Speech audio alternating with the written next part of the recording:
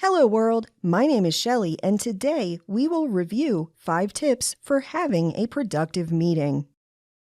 When you're leading meetings, it's important not to waste time to ensure that your meetings are useful and have high employee engagement. There are many common pitfalls when managing meetings and engaging employees. A lot of meetings start with far too much off-topic conversation. You want to start meetings in a friendly way, but keep it to a minimum to keep the meeting productive. A lot of meetings end late, and you should be respectful of your coworkers' time. When your meetings constantly end late, the meeting participants will come to expect this from you. This may cause them to avoid your meetings or not be as engaged as they should be. If you're at the end of a meeting and nothing was accomplished, then everyone's time has been wasted, including yours. Your meetings should have a clear objective, and proper communication should be your goal both with employees and clients. When these pitfalls are a common occurrence, you'll end up wasting hours that could have otherwise been productive. Your team will lose valuable time as decisions are not made quickly and your meetings are not structured properly. They may have to work overtime to catch up on their work, so you need to think about the impact a bad meeting has on your team. If meeting time is wasted, your team is not collaborating effectively and decisions are not being made. This will only increase the number of meetings that you have to schedule in order to meet your goals. I see this a lot when key stakeholders are not able to make a meeting at the last minute and they have to be filled in later.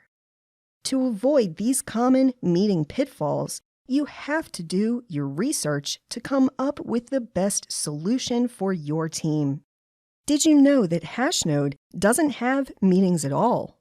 There are many ways to lead awesome meetings, and here's a list of the top 5 tips that have really helped me to ensure that my team is productive and no time is wasted.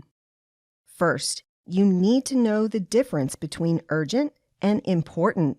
Do not be the person who jumps at the chance to schedule urgent meetings with less than 24 hours notice. Remember, when everything is urgent, then nothing is urgent to the people who work with you. Second, prepare and hand out materials for your meeting at least 3 days in advance. Having documentation for your team to read before the meeting will help to ensure that employee engagement is high during the meeting, since people have had time to prepare their thoughts. Third, give an agenda with reasons for each included item. This will ensure that everyone understands the purpose of the meeting and what's expected of them. This also helps you to keep track of conversations so that you can steer the team to talk about only what is included in the agenda. Fourth, you should use a timer. This will help you end meetings on time, as you do not have to watch the clock, so you won't lose track of time. This also helps to ensure that each topic is covered as you move through the agenda. And fifth, you should only invite those who are essential to contribute to the goals of the meeting.